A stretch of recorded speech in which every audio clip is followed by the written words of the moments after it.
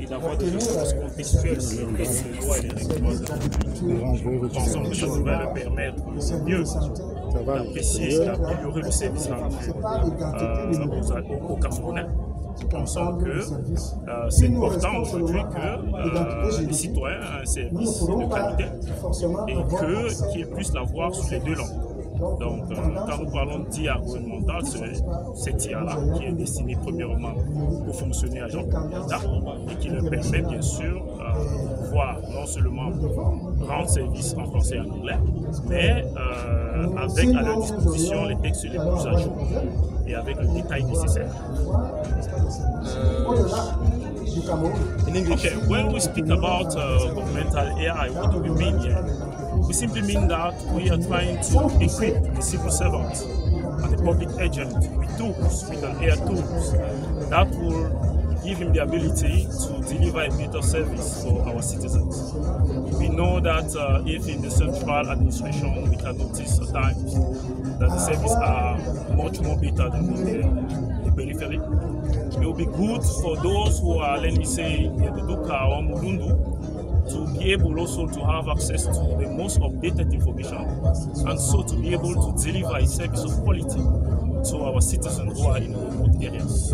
That's why we baptized it governmental AI. Ma question, j'ai une question concernant vous organisez cette conférence ici. Est-ce que normalement on pourrait aller l'organiser au Palais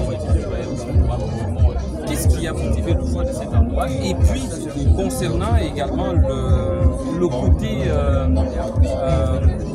formation et collecte des informations sur les lois et les règlements, pardon, qu'est-ce que cette IA va proposer des différents que ChatGPT par exemple, si je prends par exemple l'accès de la contenu, qu'est-ce que cette IA va proposer? Il faut que nous devons comprendre que le SAGO, c'est le salon de l'action gouvernementale. Ça veut dire que c'est l'occasion que les services de l'État se donnent pour pouvoir, en quelque sorte, rendre compte de ce qui est fait par les différentes administrations sectorielles.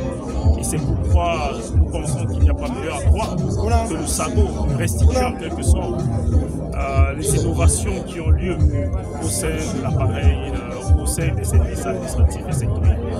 Maintenant, vous allez poser la question, qu'est-ce que nous avons de nouveau avec OVA et que nous n'avons pas avec ChatGPT?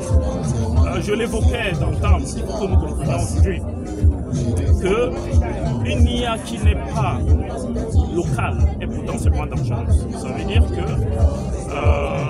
les États aujourd'hui ont l'obligation d'avoir une IA qui pointe sur les données, parce que ces données-là sont la réalité contextuelle de ces pays-là, et limiter la consommation d'IA venue à l'extérieur. Vous savez, lorsque nous rédigeons parfois des stratégies d'IA, vous verrez que nous mettons souvent beaucoup d'emphase sur l'IA perverse, l'IA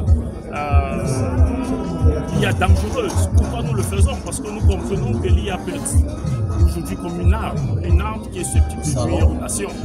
Et c'est pourquoi pour nous, au Centre national sous l'impulsion de ministre des Finances, il est question de conserver un avantage compétitif majeur sur cette question. Et c'est pourquoi sur plusieurs pans, que ce soit sur la capacité d'amélioration de la productivité de nos agents publics, celui de participer à la restructuration des données qui permettent bien sûr à l'IA de pouvoir adresser les questions liées au foncier, à l'état civil, aux questions de diplomation. Nous pensons aujourd'hui que tout cela commence par les données. Et ces données doivent être disponibles pour que naturellement les IA que nous produisons soient contextuelles et soient propres aux réalités du pays.